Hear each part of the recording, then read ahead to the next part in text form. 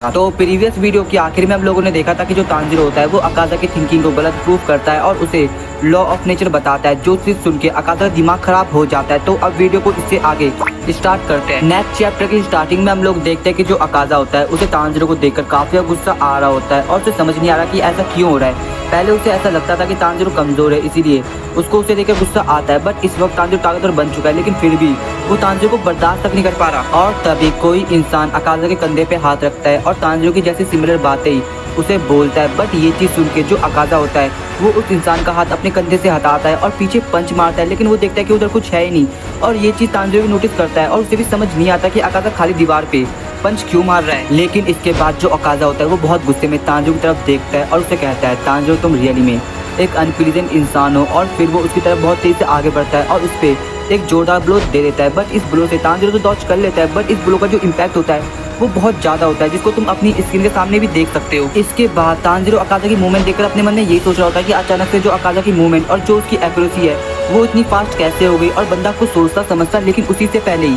जो अकाजा होता है ना वो तांजिरो के मुंह पे एक जोरदार किक दे मारता है, जिससे तांजिरो के मुंह से खून निकलता है। इसके बाद तांजिरो अपने मन में सोचता है कि अगर वो अकाजा के अटैक को किसी तरह ब्लॉक भी कर दे तो जो उसकी पावर होती है वो उसे रेड्यूस नहीं कर सकता और वो उसे कोई भी ओपनिंग नहीं दे रहा। लेकिन फिर भी जो अकाजा है वो बिना फेल हुए उसे स्टेप कर दे रहा है और ऐसा लग रहा होता है कि जो अकाजा के अटैक है वो एक मैग्नेट की तरह काम कर रहे हैं, जो कि तांजिरो के विटल ऑर्गन्स को अपनी तरफ अट्रैक्ट कर रहे हैं। बट वो ऐसा सोच रहा होता है कि ऐसा क्यों हो रहा है, लेकिन अचानक से फिर वो अकाजा की बात याद करने लगता है कि कुछ तो होगा, जिसके बाद जो अकाजा है वो इतना ज्यादा ताकतवर बन चुका है। लेकिन उसके बाद ही तुरंत अकाजा तांजिरो पे अटैक करने लग जाता है, लेकिन इस बार तांजिरो काउंटर अटैक करता है, यानी अकाजा पे हिनुकामी कागुरा का यूज करता है, जिससे वो अकाजा का थोड़ा सा गला काटने में सक्सेसफुल हो जाता है। और ये चीज देखने के बाद अकाजा भी थोड़ा सरप्राइज हो जाता है, बट फिर से वो तांजिरो से लड़ने लग जाता है और देख के ऐसा लग रहा होता है कि अभी अकाजा को और ज्यादा मजा आ रहा है तांजिरो के साथ फाइट करने में। उसके बाद सीन चेंज होता है और हम लोग सेंजिरो को देखते हैं, जो कि घर में प्रे कर रहा होता है कि सब चीज ठीक हो जाए, और उसने तांजिरो के लिए एक लेटर भेजा हुआ है। और इसके बाद हमें एक शॉकिंग चीज रिवील होती है और हमें पता चलता है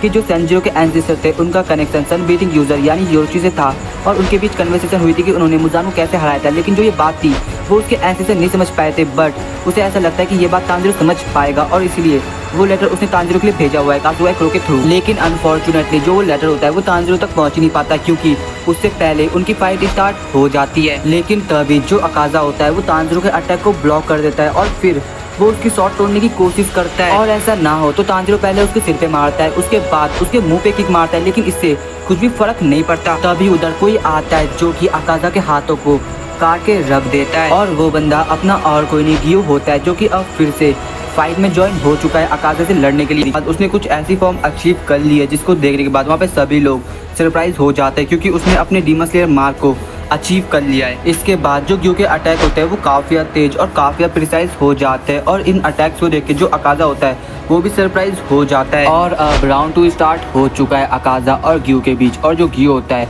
वो वाटर वेटी की फोर्स फॉर्म का यूज करके अकाजा का हाथ काट देता है, लेकिन जो अकाजा होता है वो जल्दी अपने हाथ को रिजनरेट कर लेता है और ग्यू की स्पीड को मैच कर रहा होता है। और दूसरी तरफ हम लोग तांजिरो को देखते हैं और जब वो अकाजा और ग्यू की फाइट देखता है तो वो अपने मन में सोचता है कि हम ऐसे ही सारी रात अकाजा से नहीं लड़ सकते, नहीं तो हम डिसएडवांटेज में आ जाएंगे, क्योंकि हमारा गोल है मुजान को हराना और हमें जल्दी अकाजा को मारना पड़ेगा। लेकिन फिर तांजिरो खुद को शांत करता है और अकाजा की वीकनेस के बारे में सोच रहा होता है और फिर वो रियलाइज करता है कि जो अकाजा है वो फाइटिंग स्पीड की बात करता है। और जब रेनगोकू और अकाजा की फाइट हो रही थी तो फिर भी उसने फाइटिंग स्पीड की बात करी थी और वो यही सोच रहा है कि फाइटिंग स्पीड होती क्या है। लेकिन तभी उसे इनोसुके की एक बात याद आती है, जब वो फाइटिंग स्पीड के बारे में बता रहा था कि जब कोई इंसान बिना इंटेंशन के तुम्हें मारना चाहे तो उसको नोटिस करना काफी हार्ड होता है। लेकिन फिर वो ये चीज अकाजा पे ट्राई करता है और पीछे से उस पर अटैक करता है, बट उसके अटैक को अकाजा इजीली ब्लॉक कर देता है। लेकिन तांजिरो ने एक गलती कर दी होती है, उसने अकाजा को एक ओपनिंग दे दी है और इसी ओपनिंग का अकाजा फायदा उठाता है और उस पर अटैक करता है, बट सही वक्त पे उस जगह ग्यू आता है जो कि अकाजा पे हमला करता है और जो तांजिरो होता है उस पर बस एक छोटा सा स्क्रैच लगता है। लेकिन इस पॉइंट पे तांजिरो कुछ रियलाइज होता है और वो अपने मन में सोचता है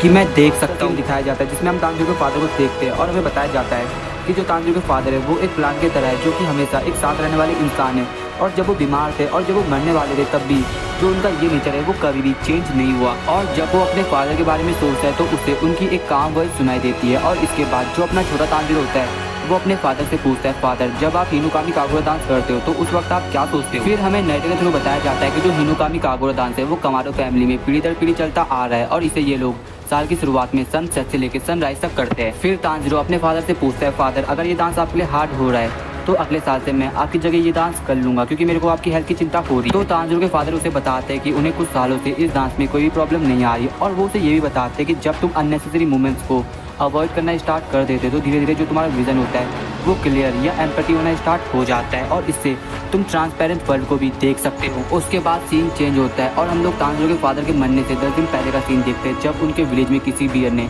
अटैक कर दिया था और उसे रोकने के लिए उन लोगों ने एक रोप्स और उसके ऊपर लाइट लगा रखी थी। लेकिन तभी तांजीरो के फादर को कुछ सेंस होता है और वो तांजीरो को उठाते हैं और अपने साथ लेके कहीं चले जाते हैं। इसके बाद हम लोग देखते हैं कि तांजीरो के फादर के सामने एक बहुत बड़ा सा बियर होता है और ये सब नज़ारा तांजीरो पेड़ के पीछे छुप के देख रहा होता है और उसकी फटी पड़ी है। लेकिन जो तांजीरो के फादर होता है वो इजीली उस बियर को अपनी एक कुल्हाड़ी से ही धूल चटा देते हैं यानी मार देते हैं। फिर तांजीरो के फादर उसे बोलते हैं, तांजीरो क्या तुमने मेरे को प्रॉपर्ली ऑब्जर्व किया। तो तांजीरो डरते हुए बोलता है, हाँ फादर मैंने प्रॉपर्ली ऑब्जर्व किया। और फिर वो समझ जाता है कि अपनी पावर को अननेसेसरी बूस्ट करना बिल्कुल भी अच्छा नहीं हो सकता। इसके बाद हम लोग प्रेजेंट में आते हैं जहाँ पे तांजीरो अपने मन में सोच रहा होता है कि वो अकाजा के इतने पावरफुल ब्लो को डॉज करने में सक्सेसफुल हो जाता और जो ये ब्लो है वो उसको ऑलमोस्ट मार भी सकता था। लेकिन उस वक्त व्यू आ गया और अगर व्यू सही वक्त पे नहीं आता तो वो उसके हमले को डॉज कर सकता था और इस पॉइंट पे वो